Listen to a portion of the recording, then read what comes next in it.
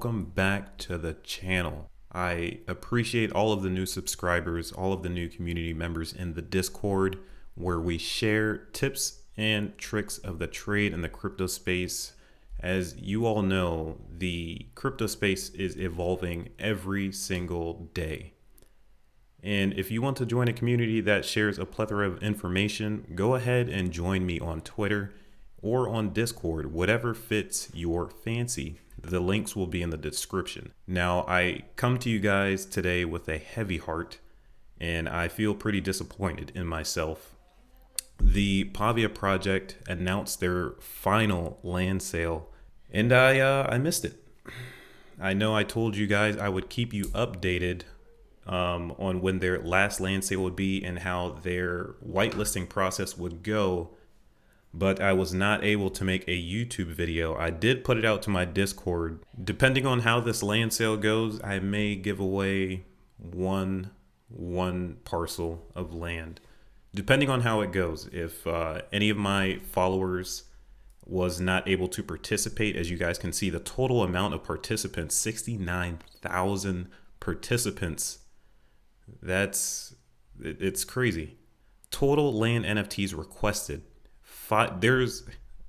Listen, look at the demand here. There is only a 100,000 cap on the parcels that will be given and minted in the Pavia Metaverse. There is 520,000, and this is their last land sale. So there is only about approximately 40,000 that they're giving away this time. It's not the full 100, as we know. We have already been through 2 land sales. So you can definitely expect the floor price of the Pavia parcels, the land parcels, to skyrocket after this. The demand is absolutely ridiculous. If you follow me on Discord and you got the notification that their final land sale was going on, I commend you.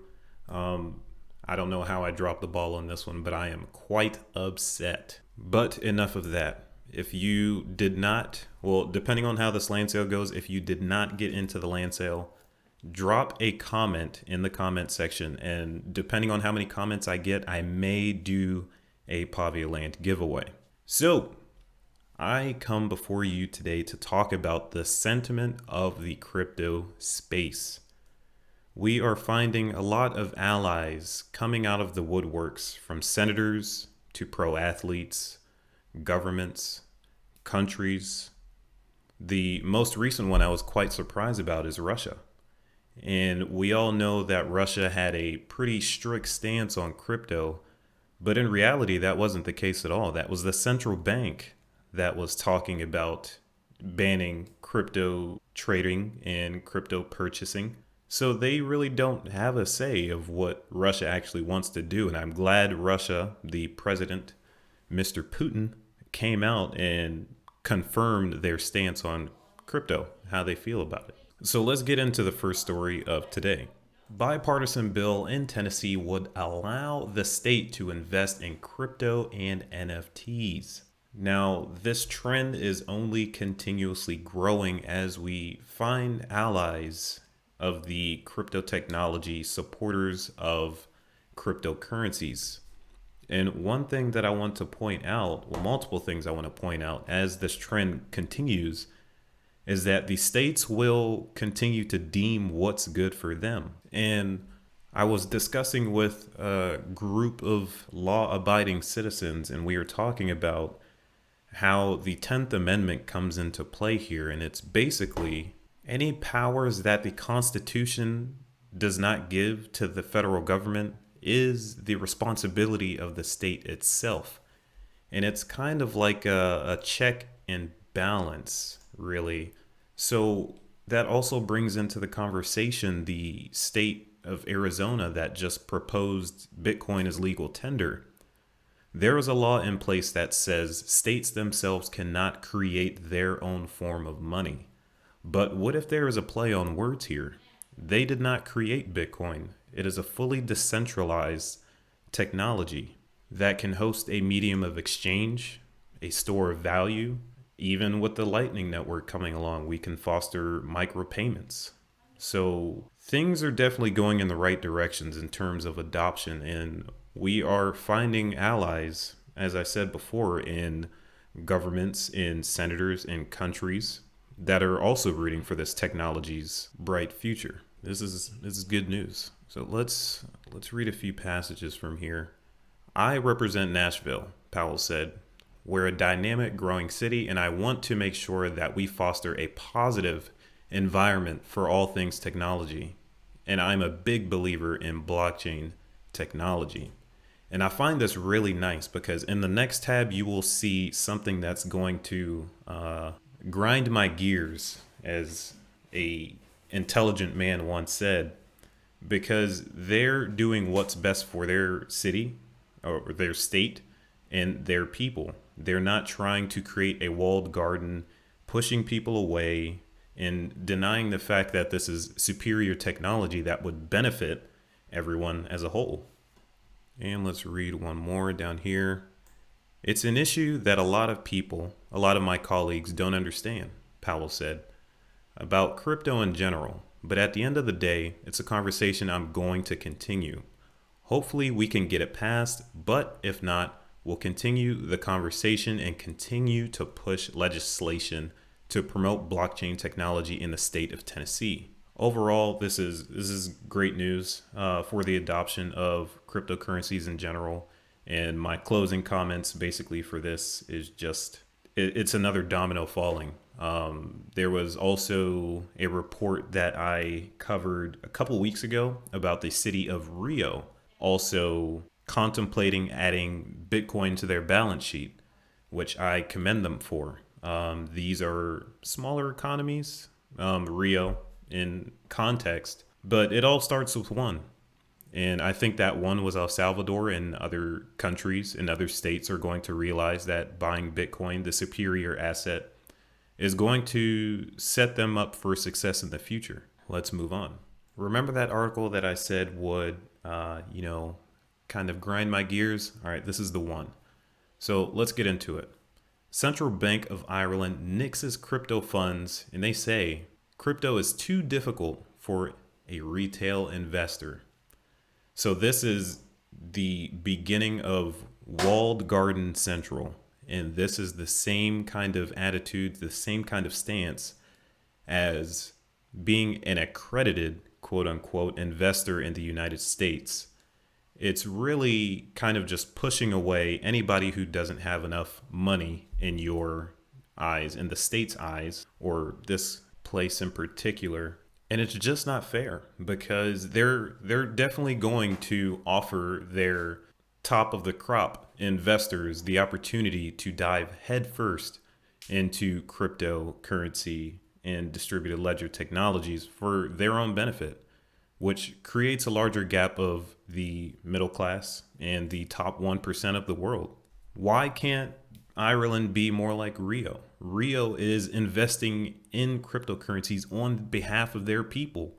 They know the people are scared. They know the people don't know too much about it, but they said they're going to invest to show people that it's beneficial. They know that it's a net good. The crypto economy is even reaching out to people who are unbanked. All you need is a cell phone, and you can have a wallet, and you can be your own custodian of your own wealth. That's how easy this crypto thing is, and they really want to make it sound difficult, which it really isn't. You could join a community like mine. We will educate you and point you in the right direction of everything you need to know crypto, from what is blockchain to how to run your own node for passive income. It's not that hard. And this government really needs to, you know what? I can almost guarantee they will change their stance as adoption for crypto grows. That's basically all I have for this one. I just wanted to bring this up to see how well this ages.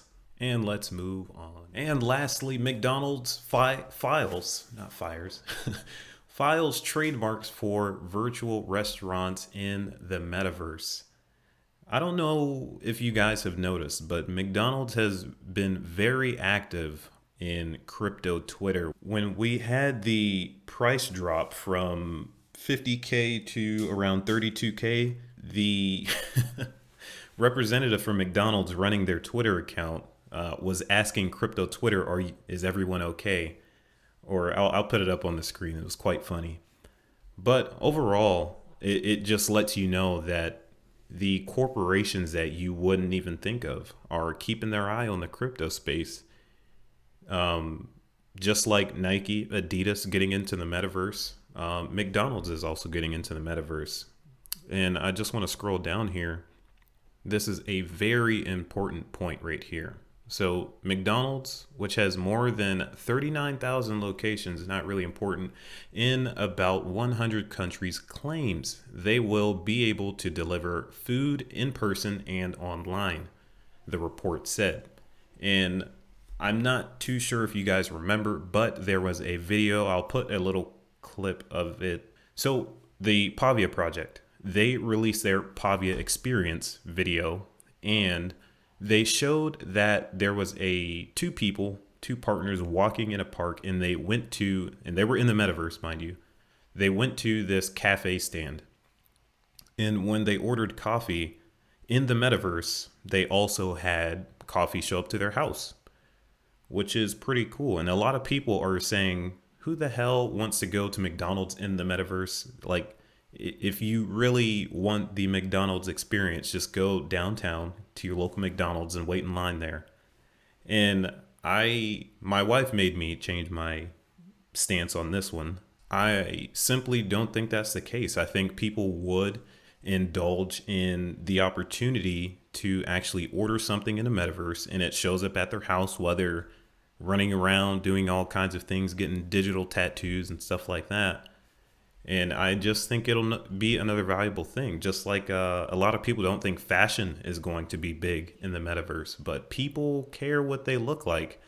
Not to say that they want to change themselves in real life, but I mean, it's the metaverse here. If you want to look a certain way, the opportunity's there, and the sky is pretty much the limit.